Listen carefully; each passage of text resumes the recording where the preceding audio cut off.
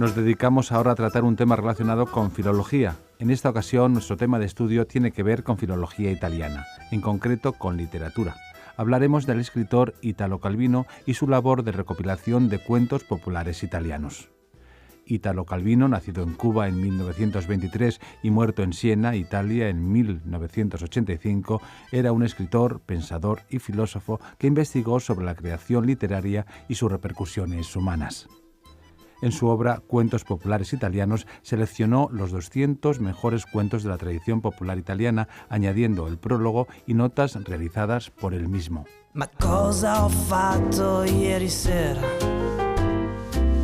Non mi ricordo di niente. Forse ho dormito in whisky cola. Ho la testa in una morsa. Oh mamma. Sin distancias vamos a hablar ahora de literatura. Está conmigo en el estudio la profesora Marina Sanfilippo. Marina, ¿cómo está y cómo va? Molto bene, Miguel, ¿tú? Bien, también, gracias. Gracias.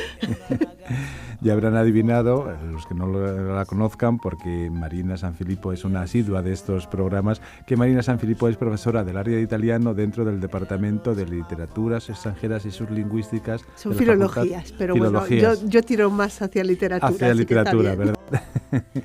Dentro de la Facultad de Filología de la UNED, está claro. Y el tema que ha propuesto Marina Sanfilippo, la profesora Sanfilippo, es Italo Calvino y Agatussa Messia, la figura de la narradora en los cuentos populares del autor.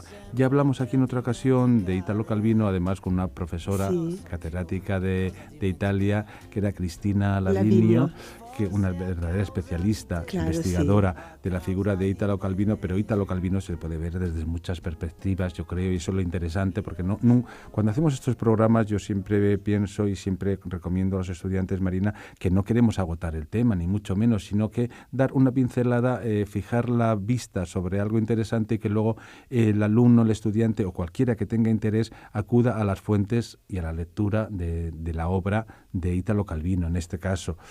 La primera pregunta general tendría que ser sobre la recopilación de cuentos populares de Calvino, que me digas un poco la descripción de la obra, la fecha, o bueno, vamos por partes. Primero la fecha, ¿cuándo se hace? Salió en 1956. Lo publicó la editorial Einaudi, que justo en esos años estaba publicando, pues publicó una nueva traducción de los cuentos de los Grimm, cuentos africanos, o sea, estaba un poco haciendo como una colección de cuentos populares del mundo y se dieron cuenta de que faltaba una auténtica recopilación de los cuentos italianos, porque había muchas cosas en dialecto o de todas formas para regiones. Y entonces se encargó a Calvino que viera todas las recopilaciones del siglo XIX, siglo XX, ayudado por supuesto por antropólogos y etnólogos, las tradujera y formara un corpus. Él decidió que fueran 200 cuentos, igual que para los Grimm, de cuentos de todas las regiones de Italia, donde él incluyó también Córcega. En la editorial Einaudi, que fue donde trabajó él durante toda la vida, donde publicó, ¿no? Sí, publicó y era asesor editorial, se ocupó de muchas colecciones. Y los criterios, has adelantado un poco, pero los criterios para esta recopilación, ¿cuáles fueron? Él leyó muchísimo, muy rápidamente, porque esto lo hizo en 1 año y medio, como mucho. Y entonces se hacía unas fichas suyas. Existe un sistema internacional para catalogar los tipos de cuentos populares que se repiten mucho, pero él hizo una cosa suya y después escogió la versión mejor según él. A veces la contaminó con otras versiones y la tradujo en italiano. A veces, dice él, rehaciendo muchísimo. Y otras veces, si la versión era muy bonita, dice él, dejándolo todo tal y como estaba. Veremos que esto también es literatura. Tiene una larga introducción, pero que también es muy literaria. Sí, porque la introducción las hacía él, Italo Calvino, pero luego hace referencias a las viejas narradoras. Y remarco lo de viejas narradoras porque la verdad que la transmisión oral, en la mayoría de los casos, o yo creo que casi el 100%, es a través de las mujeres que van contando estas narraciones, ¿no?, de generación en generación. Digamos, es que hay muchos estereotipos y muy pocos datos concretos sobre esto. Porque por un lado está la idea de que las mujeres son las que narran, pueden ser las viejas y puede ser Sherazad. Después en el fondo es una toma de palabra, con lo cual las mujeres cuentan determinados tipos de cosas según este estereotipo. O sea, cuentan sobre todo cuentos maravillosos, leyendas de santas y apólogos así un poco religiosos. Y esto tampoco es verdad. Pero sí Calvino retomó, por un lado, de estudiosos rusos, la idea de la importancia de quién narra, que no importa solo el cuento, sino cómo ese determinado narrador o narradora lo cuentan. Y también la idea de que son las viejas las que cuentan. Seguramente también con una idea de que las personas mayores tienen otro tipo de autoridad y de conocimiento de la vida, pero también las viejecitas, como decía incluso Horacio hace mucho tiempo, recopilando de la boca de las viejas. No, él se ha metido en archivos, porque además él prefería lo escrito a lo oral decididamente. Pero se enamora de una de las narradoras de todos estos recopiladores que él va leyendo, y es esta Agatuzza Messia que ponía en el título. Pues ahora quería que volvamos a la parte de esta, que es sobre Agatuzza Messia. ¿Qué nos tienes que decir? Coméntanos, Marina. Pues Agatuzza Messia es un personaje maravilloso, es la narradora preferida de Giuseppe Pitrè, que también es un personaje maravilloso, pero está de carne y hueso. Giuseppe Pitrè era un médico siciliano que se dedicó a recopilar todo tipo de tradición popular en Sicilia. De hecho, publicó como 25 volúmenes, más varias revistas, y 4 volúmenes están dedicados a cuentos populares. Agatuzza Messia fue su mejor informadora y él la describe con un cariño y con una admiración realmente impresionante. A ver, por aquí lo tenía, porque es muy larga la descripción que él dedica a Agatuzza Messia, solo voy a leer un trocito. Y bueno, lo voy a traducir en el momento. Si digo alguna cosa horrible, Miguel, por favor, corrígeme. Sí. La Messia non sa leggere, Messia no sabe leer, pero la Messia sabe muchas cosas que no las sabe nadie y las repite con una lengua tan exacta que da gusto escucharla. Esta es una de las características suyas sobre las que quiero que los lectores piensen. Si el cuento habla de un barco que tiene que viajar, de pronto Messia saca, sin darse cuenta ella, o como que parece que no se da cuenta, frases y palabras marineras que solo los marineros o quien normalmente trata con gente de la mar conoce. Si la heroína del cuento llega, pobre y afligida, por supuesto, a una casa de panaderos y se aloja ahí, el lenguaje de la Messia da tanta información sobre ese oficio que tú de pronto crees que ella ha estado trabajando cociendo el pan, cuando en cambio en Palermo de este oficio se ocupan solo los panaderos. Y Messia es una persona que ha viajado mucho, la describe como es, no es guapa, pero tiene tal viveza, tal ingenio que atrae, ¿no? Que atrae muchísimo. Y Calvino reproduce casi toda esta introducción de Pitrè justo para hablar de la importancia de los narradores. Y volviendo un poco a Calvino, Marina, ¿qué dice él, el propio Calvino, de Agatuzza? Eso, ¿Cómo la interpreta? Coge lo que dice Pitrè, pero elimina unas pocas frases. Y a mí me ha llamado la atención porque creo que Calvino no ha entendido muy bien esta narradora oral. Porque lo que elimina son fundamentalmente dos cosas. Por un lado, el talento de Agatuzza por imitar acentos y, por lo tanto, por crear situaciones muy cómicas. Y esto da un poquito de rabia porque en el estereotipo del que hablábamos antes, justo una de las cosas es que quién cuenta chistes, quién cuenta anécdotas sobre todo si son un poco picantes, los hombres, nunca las mujeres.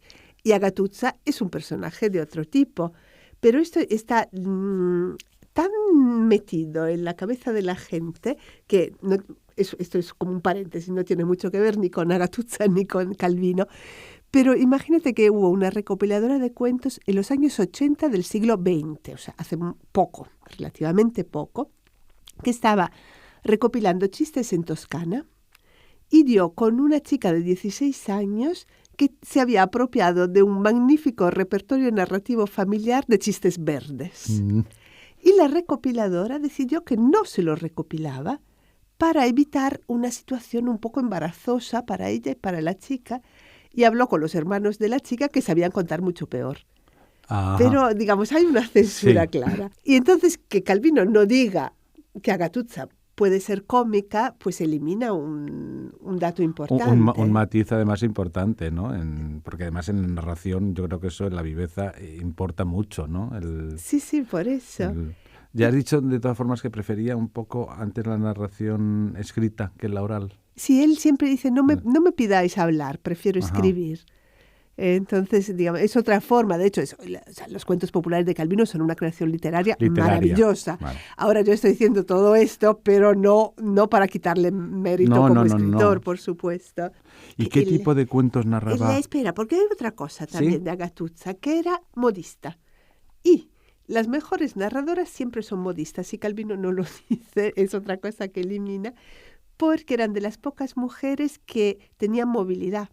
Salían de casa para ir a casa de las clientes, tenían movilidad social porque se relacionaban con distintas capas sociales, además, ¿no? Y eran las que llevaban noticias y cotilleos de una casa a otra. Y cotilleando adquieres competencias narrativas.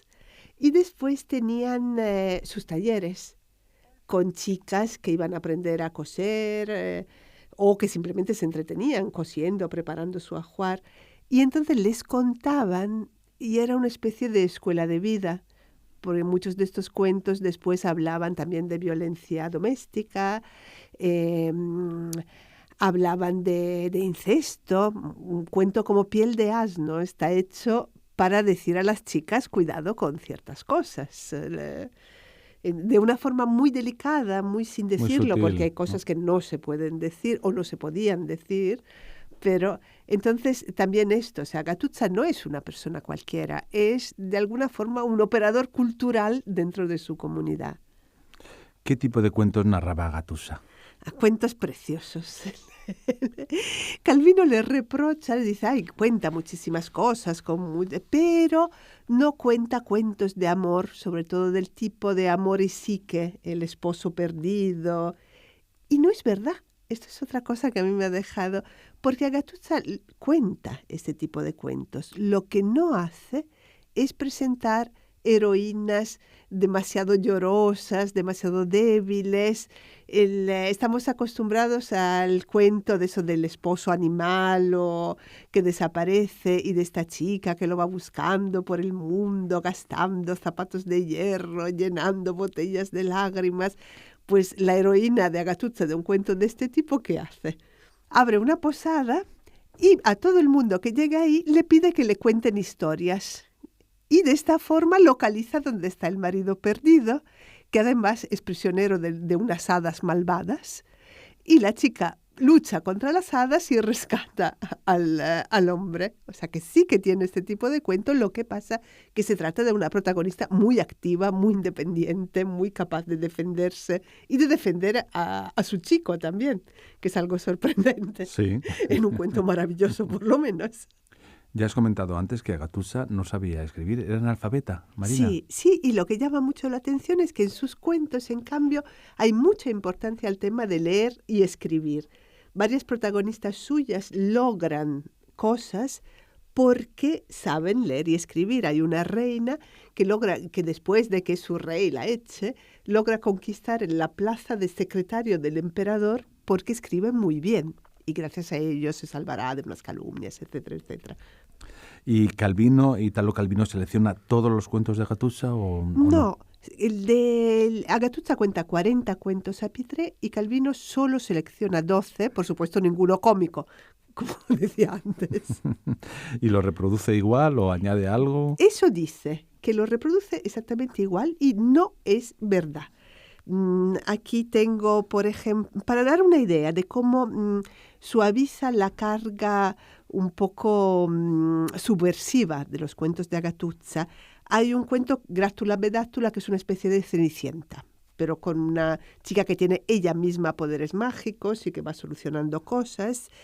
Y al final de los 3 bailes del cuento de tipo Cenicienta, ella no logra escapar, sino que Rey, el padre del príncipe que se está deshaciendo de amor, la coge por el brazo y diciendo, bueno, vamos a dar un paseo por aquí, empieza a hablar con ella y tratando entre iguales, deciden que vale, que ella se va a casar con el príncipe.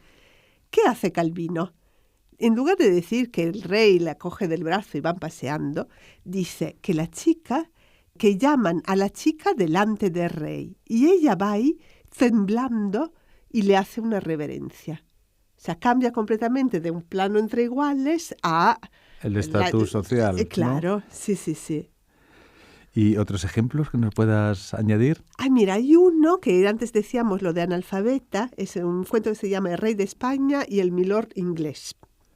Y le seleccionan como esposa del rey a una chica pobre que no sabe nada. Y entonces deciden que antes de que se case, la van a dejar en un palacio para que pueda instruirse y aprender todo tipo de idiomas. Cosa que a su madre le parece estupenda. Y la chica, como tenía buen cerebro, en 4 meses salió con una instrucción completa. Que es muy curioso como idea. Y Calvino, en cambio, pone que después de 4 meses en un palacio, aprendió a ser reina. O sea, de unas competencias culturales importantes a unas competencias genéricas, porque ¿qué significa ser reina? Sí, no se sabe. No aclara mucho, ¿no? O sea que lo cambia muchísimo. Y puede ser, se me ocurre, no sé, Marina, si tú dirás también, que Calvino lo hiciera pensando en niños y niñas, un poco siguiendo el estereotipo ese que arrasamos desde no se sabe cuándo. Él suaviza algunas cosas en este sentido, pero también Pitré dice que la Mesía le contaba cuentos de estos en que había incestos, había cosas, delante de primas suyas que eran muy jóvenes. O sea que hay formas de modular un cuento para que no parezca duro para un niño o una niña, pero siga diciendo lo que estaba diciendo. Uh-huh. ¿Y Calvino, Italo Calvino, hace lo mismo con cuentos de otras recopilaciones, se me ocurre, o no, solamente con esta? Sí, lo hace mucho con recopilaciones de recopiladoras o de recopiladores, da igual. Subraya muchísimo la envidia entre mujeres y sobre todo entre hermanas.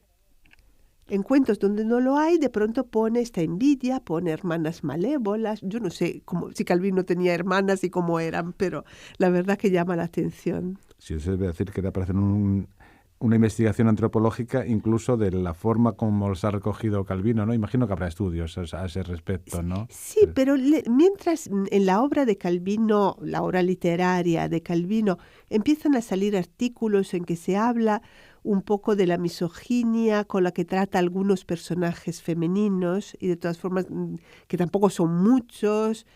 De este tema en los cuentos creo que nadie se ha ocupado demasiado, también porque él, como pone esta introducción en que explica todo, es raro ponerse cerrado, ¿no? a buscarlo, pero mira, sé que se está acabando un poco el tiempo y quería comentarte una cosa porque es curiosísima, que parece que Calvino sea fautor de la ley sálica o algo así. Por ahí hay un cuento que en Italia es muy famoso, Fantaghiro, porque se hizo también una serie de televisión. Es la típica historia de una chica que tiene que vestirse de chico y guerrear. Pero al final se casa con el rey rival, porque también es la forma de unir los reinos.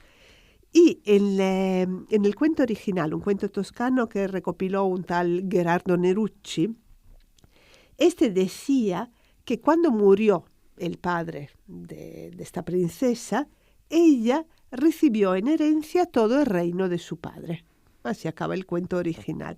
Calvino pone, cuando el rey suegro murió, se lo dejó todo al rey yerno, y así ella, Fantaghiro, fue reina de 2 reinos.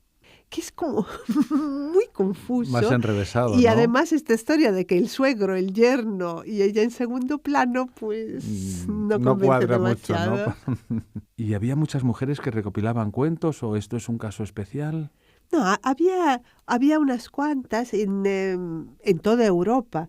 De hecho, aquí en España, Carme Oriol, una catedrática en Cataluña, tiene un proyecto que justo sobre recopiladoras de cuentos y también sobre personajes femeninos activos y no solo los que hemos conocido a través, porque eso, el problema es un poco que por un lado las mujeres cuentan oralmente estos cuentos maravillosos y los estructuran y se dicen cosas, y por otro están los literatos hombres que lo recopilan y le dan una perspectiva que tiene que ser masculina a la fuerza. Y además en el caso de Perrault y Grimm también había toda una moraleja añadida que ha cambiado mucho los cuentos. Eso me parece una perspectiva interesante, no verlo desde el punto de vista de la mujer, es verdad, porque admitimos que tiene que ser así porque es lo que hemos visto, pero para nada, porque yo creo que en el caso de ¿no? de la investigadora, la profesora catalana Carme Oriol, lo has dicho, ¿no? Sí. Yo creo que eso le dará una riqueza también añadida a lo que tiene, ¿no? La narración hecha por mujeres, sin duda.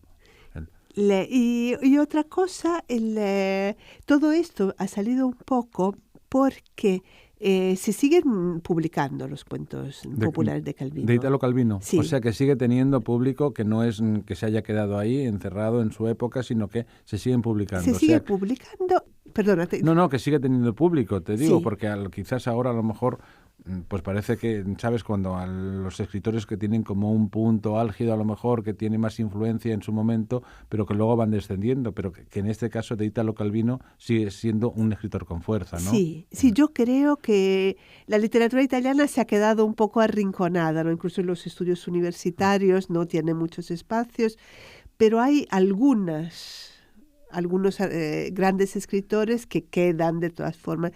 Han quedado sobre todo Dante Alighieri, Petrarca, Boccaccio, sí, los clásicos, pero más pero próximos. De los del siglo XX yo creo que Calvino es quizá porque es un poco también un icono de la posmodernidad. Sus lecciones americanas han tenido mucha proyección y así. Pero en las librerías siguen apareciendo reediciones de los cuentos populares, traducciones a distintos idiomas.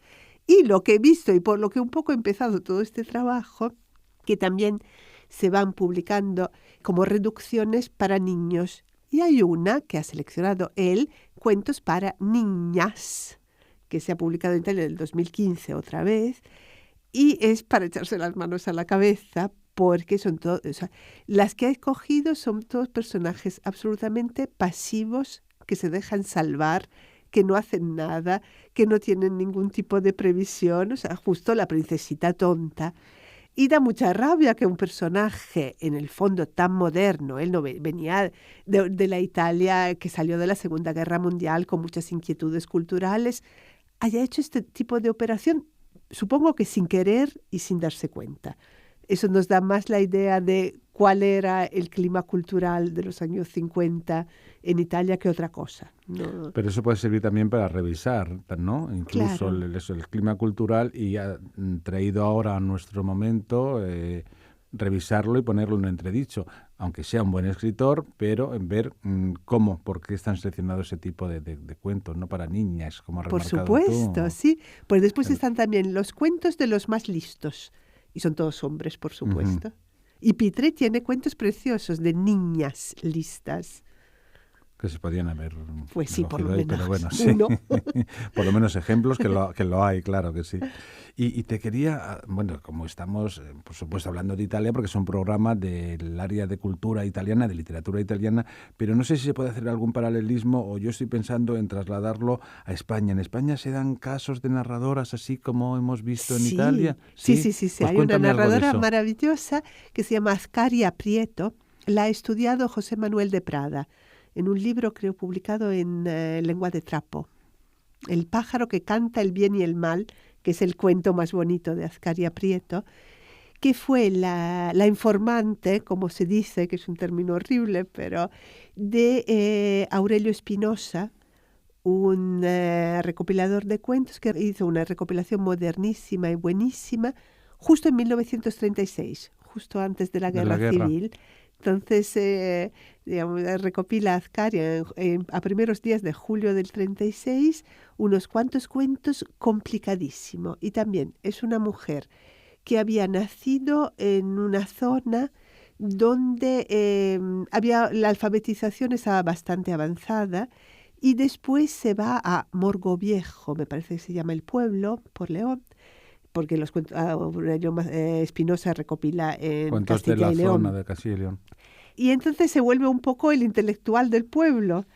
Y dice que cuando contaba iban todos a escucharla. Mientras lo normal es que esté el recopilador y la persona que le cuenta, pues no, iban todos y tiene unos cuentos impactantes. Pues es curioso porque además, bueno, a mí me ha descubierto porque yo reconozco que no conocía nada de esto, Marina, pero yo creo que eso es lo que recomiendo yo siempre a los estudiantes, a los oyentes de este tipo de programas, que acudan luego a las fuentes, a la bibliografía que aquí se cita, aparte de escuchar este programa en el momento, luego queda colgado en canal.uned.es, pero que acudan a las fuentes directamente, a las obras. Hoy hemos hablado de Ítalo Calvino y Agatussa Mesía, la figura de la narradora en los cuentos populares del autor.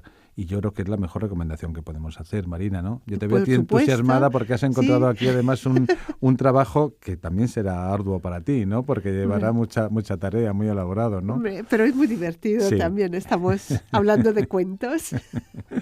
Pues muchísimas gracias, Marina Sanfilippo, que es profesora de Lengua y Literatura Italiana del área de italiano en la Facultad de Filología de la UNED, y espero verte por aquí en cualquier ocasión. Claro que sí. Siempre serás bienvenida, Miguel. Lo sabes. Gracias. Gracias.